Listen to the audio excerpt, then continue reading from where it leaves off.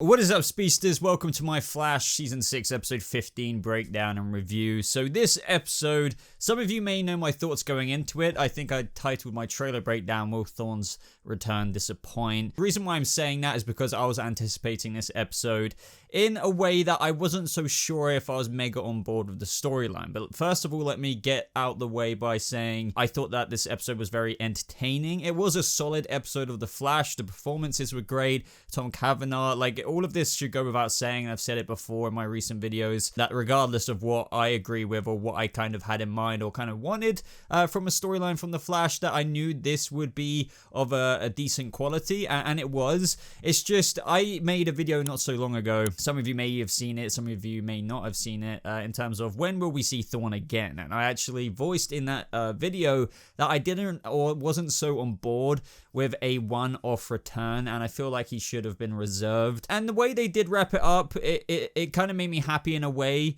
But overall in this episode, I'm just not so sure if I'm extremely on board with the way things went down with the Reverse Flash compared to how we saw him, like, kind of, how do I put it? Like, I kept saying, like, able-bodied, like, you know, at the end of season 5, he ran away. But yeah, I just feel like, you know, Thorn, I don't really, as entertaining as this episode was, and, you know, some of you may think I'm being negative. I'm not. I'm saying that this episode was good. It really was. It's just, for me, I kind of wish, I don't know, like, it went a different way. It left off in a very interesting way, of course, open for Thorn's return, and we'll get to that detail a little bit later and how I think he can return. It's just, yeah, I don't know. I guess it did set up many things, but I suppose my expectations for storylines before Crisis, in terms of how things left off with Thorn in season 5, is what put my brain into this mode. Just in terms of how I think this whole time I've been feeling that it would have been a lot more interesting to have a physical Reverse Flash in the real world, but because of Crisis, we couldn't have that, versus a freaking Exorcism in the mind, where we all kind of knew for the best part of how it would end. Like, it's not like it was going to mega return at the end of this episode. I think we all knew that was going to happen. Maybe not for sure, but like, we all knew that it was going to be like a one-off special, like a Reverse Flash special, but ending with this episode. And I just don't feel like you should use that with the Reverse Flash. But let's get into this. I've been rambling too much about just my preemptive thoughts on the episode as a whole. But this episode started off with Mirrorverse Camilla. You know, she was sent on a mission to get this prismatic refractor, which is capable of converting light into energy. That kind of span this whole storyline going on with the whole Mirrorverse. Ava McCulloch, blatantly, I've been saying this for quite a few episodes now, I'm sure you guys have as well, the back half villain. What I really commend Eric Wallace for is the many complexities this back half season is having. It's not just like Cicada, and then you have the other Cicada in the back half. Like, they've kind of blended it and tried to do that before in previous seasons now. But this season, it has multiple different dots going on. I really do feel like they've put a lot of effort into the story of the Flash in many respects. And, you know, because literally we've got Ava McCulloch, we've got the Black Hole, her husband, Jeremy Carver, that's all going on. You've got the Iris stuff going on that Team Flash still don't know about. I know some people are feeling like this is getting dragged out a little bit, but that will definitely be coming to a close very, very soon. And, you know, we just had the Reverse Flash thing, so there's a Speed Force situation going on. I don't think we've had so many things going on at once,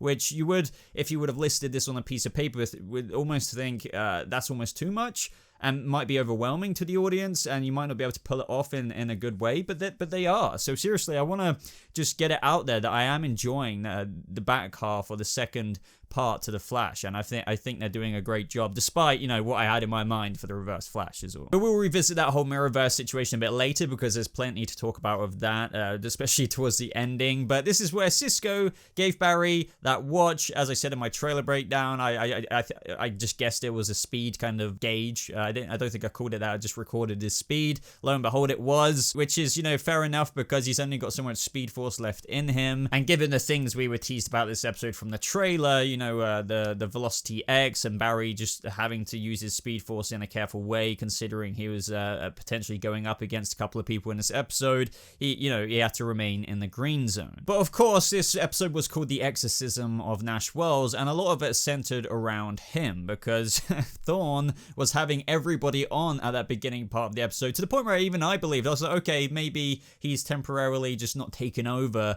He legitimately persuaded me. At first, I thought, okay, just like Team Flash, maybe it is still Thorn pretending to be Nash, but the way that performance was given, naturally so, Tom Cavanaugh just went into his Nash persona, it just convinced me as well. But then he winked at Barry, and it was indeed Thorn this whole time. He jumped into that time sphere to get ready to travel. I really wish it didn't show those Speed Force symbols, just because I was just thinking at that time, I don't know if anyone else was, like, I wonder what year Thorn was traveling to, where he was going. I mean, obviously if he was successful, he would have just been like going ham on concentrating on getting his negative Speed Force back. All of this was very exciting to see, but there was a very interesting explanation at the same time, one of which we all basically figured out quite a few episodes ago now, in terms of how there's multiple brainwaves apparently intricately weaved together, in terms of, you know, after Crisis, all of the wells were channeled into the only surviving doppelganger. But the thing is, I don't know if I was bothered by this, but it caught my attention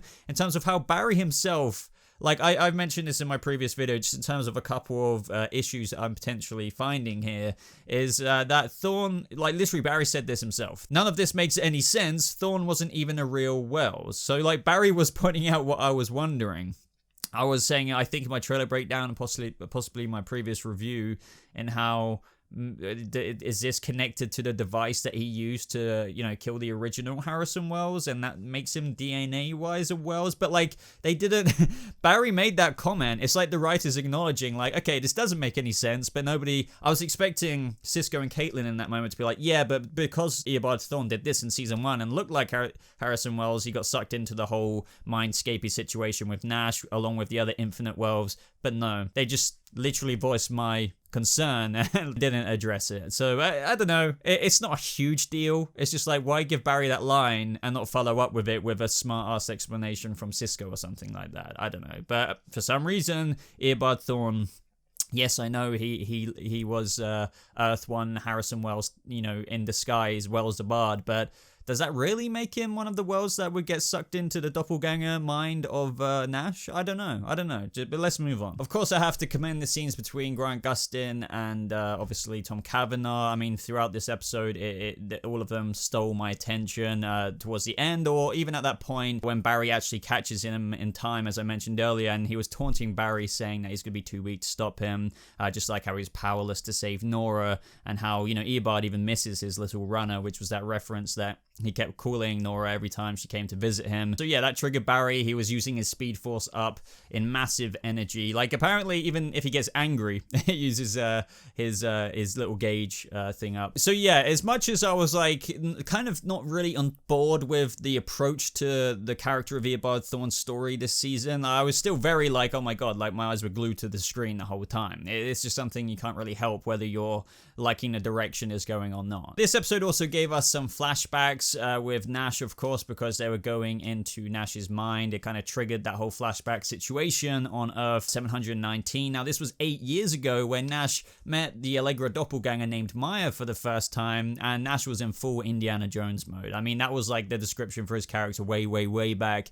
around San Diego Comic-Con time, but he's literally a carbon copy, but like a multiverse Indiana Jones, you know, like hopping from Earth to Earth, myth busting, as he put it, which was really cool. But this whole time as well, because you know, Thorn, through concentrating and focusing and capitalizing on the negative feelings and guilt that Nash was experiencing, it fueled his negative tachyons into literally connecting to the negative Speed Force. So that's what he was doing throughout the whole episode, seeing Reverse Flash in the suit, albeit like I think we all guessed those scenes from the trailer weren't necessarily real. I was considering how cool would it be if it was real, but then I was thinking, how did Nash find the Reverse Flash suit? Like, where was that hanging up this whole time in the real world? So yeah, alas, it was in his mind. Yet again, this is what I mean. It's cool, but it's like the badass villain is just like a Mindscape episode kind of thing. That's where I'm coming from with my thoughts on this, but you know, enjoyable regardless. On the other side of things, we still had the whole Mercury Lab situation with Mirrorverse Iris and Camilla going out to get that refractor thingy-mabobby thing, but this introduced that new, apparently original metahuman of the week. It was entertaining. Maybe you guys know my thoughts on metahumans of the week. They they're hard to please for me sometimes. Like, I respect it, I try and enjoy it, but for the most time I don't particularly care too much about it. But this one had a bit more of a presence about her, I suppose. The powers look cool, they were cool. I feel like they did an interesting job throughout the episode, like the chases and stuff like that. But of course, she came down on behalf of Jeremy Carver, who is still after the refractor himself. And at this point, she like melted the safe with like a solary weird powers. And that's when Killer Frost was like, I'll handle it, Barry. And somehow she got there like very quickly. Like, trust me, I know Killer Frost can like slide on those little ice rink things she can create, but she got there by the time in the previous scene when she wasn't there, when Sunshine had already melted the safe, and when Caitlin got there, literally her hand was like still on the safe kind of thing. So it was like, she can't get there that fast, I don't think. But either way, this was cool. Barry was feeling forced to take the Velocity X, I suppose, because Caitlin was in a bit of trouble because of naturally powers weren't necessarily up to the task against somebody who could kind of melt her, so to speak. So that was interesting. I enjoyed that. But of course, Barry kind of glitched out, having taken the Velocity X, and his body rejected it. It was cool seeing that little glint of blue Speed Force lightning. But back to the main bulk with Nash and the whole kind of climax of the episode with the Reverse Flash. Barry suggests to go in Nash's mind with Cisco and just kind of, yeah, do that whole mindscape mode thing. And this was really the culmination of where we learned quite a few things about what happened with Nash and his connection to Allegra this whole time. This is where Cisco persuades Nash to face his darkest memory, which is where on Earth 13, which is only a year ago now, so Allegra's all grown up, not Allegra, Maya, have to remember that one, where Maya was getting the last memory cell. Now, that door kind of opened up just like the anti-monitor's door, if you will. So I don't know what this last memory cell was. I found it interesting. Maybe it's just like a multiversal technology that we haven't seen too much of before, where you just tap these buttons and they open in a certain order. They very much so capitalized throughout these flashbacks from the beginning of the episode that the prize is everything. Now, if you guys have watched enough TV, I think we all knew that that prize is everything would come back to haunt that final moment we would see where the guilt first began in terms of Nash losing Maya, and that is what happened. Although, yet again, I'm sorry, have to point it out, you may call it nitpicky, but did anyone else think when, I just find stuff like this irritating in shows. I wish they, my suggestion for this is I just wish they made it even more of an impossible situation. And maybe, you know, you could say, Boba, if you were in this situation, you wouldn't be able to do that. Maybe I wouldn't. So maybe I'll shut up after this. But when she was hanging off that ledge, so clearly she had a hand on this ledge, and she had that last memory cell right in this hand, and just got a remote, for example, and it was in her hand. She was looking down, and like, the prize is everything. I get it, like, you know, she fell, and like that leads to the whole origin of that story. I get it. But when she was hanging on, she could have just hoisted this arm up, put like the memory cell on the ledge, and then that would have allowed her to have both hands on the ledge. So just, I don't know. Do you know what I mean? I get the moral of that was that, you know, she held on to the prize, she could have dropped it. It's just that they showed the ledge that she was hanging on to, and it was like she could have like put it up there and then had that other hand free. Yeah, again, I know some of you get pissed off through me pointing stuff like that out. It's like, why can't you be absorbed in the story? I can, I get it. I just feel like I have to point things like this out. Just like how plenty of times before in The Flash, we pointed out silly things like Cicada flying away, or like why did this happen when they could have just done that? I want to continue doing that if something is very blatant. But as a result of Nash confronting that memory, kind of admitting that it was his fault in a certain way, because, you know, she was only doing what he taught her, and she was just trying to please him for getting that last memory cell.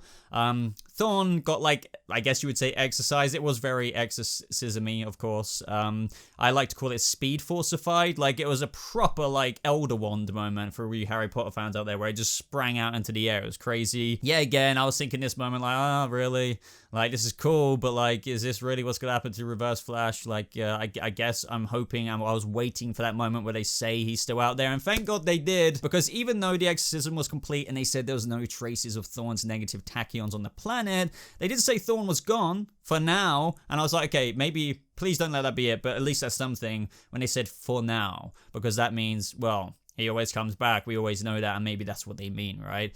But they also added on top of that they did dissipate, but they weren't destroyed. So, like, the negative tachyons dissipated, but they weren't, like, destroyed in such a way that he can come back. and I love the reference from Cisco and how he's like a red-eyed pissed off Voldemort. That's actually exactly what I was thinking before he even said that line. He's like a freaking Horcrux, or like Thorn has got multiple Horcruxes out there. And they even went as far as saying, you know, when he comes back, we'll be ready. And to me, that really really spells out that, of course, he's coming back. We knew that already. Like, he would be coming back before the show ends, but man, like, for him, like, when they were joking about him finding a body or something like that, it just makes me think, how good would it be in terms of him coming back for that final season villain, or just a future season main villain or half villain, depending if they keep up the comic book part A and B of the following upcoming seasons. This is why it was kind of a redeeming quality for me with this Reverse Flash storyline, just in terms of how I voiced to you guys already that I wasn't sure if I was so on board with it just being a whole Mindscape thing, but now he's out there and like he's like Voldemort, he'll come back up again.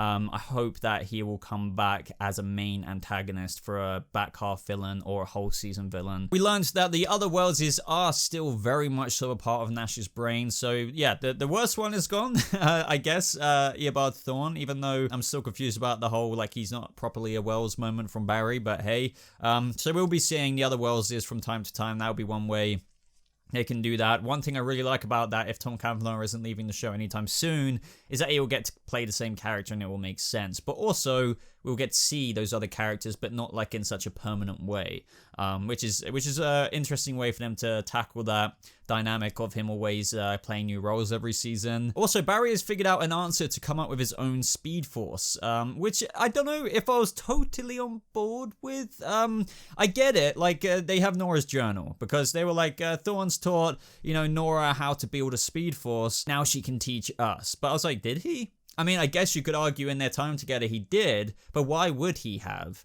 Like, she was already connected to his Speed Force when it got unlocked, because, you know, she's Barry's kid, right? I just feel like this is very convenient that in the journal she would have been like, oh, yeah, theoretically, and how to create a Speed Force, you know, Wellsabard or Eobard taught me how to do it, just in case I ever lost mine. I don't know, but what I'm trying to get on board with there is that she already had one.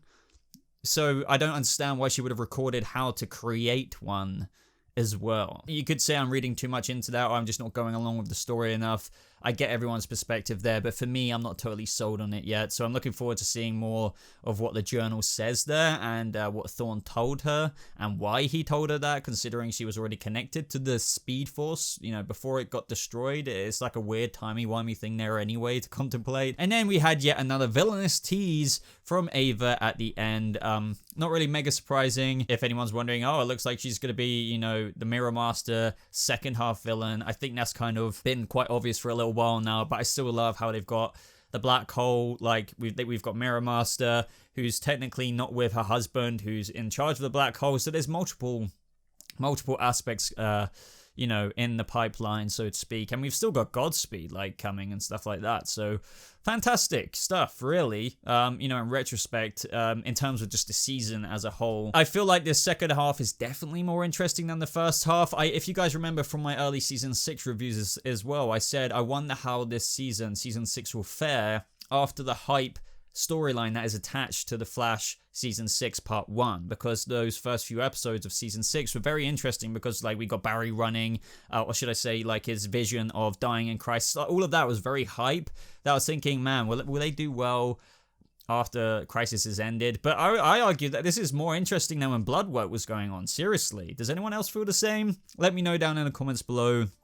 Let me know your thoughts on this Thorn storyline as well. I would love to hear everything, guys. If you're wondering about the whole illness and how that's affecting our shows, whether that's Doom Patrol Season 2, Titan Season 3, the WB TV shows such as the CW shows, The Flash, Supergirl, everything like that, even movies like The Batman, I did a whole video yesterday that I will leave in the cards above, and it'll be on the end card popping up in just a second, where I go over how it will affect it and how it has affected it and how I think it will carry on and impact these shows, even like Lucifer and stuff. So check that out, guys. Like this video if you did enjoy it, subscribe for more videos like this, but thank you so much for watching, guys. I hope you have a lovely rest of your day, and I'll see you speedsters in the next video. Goodbye.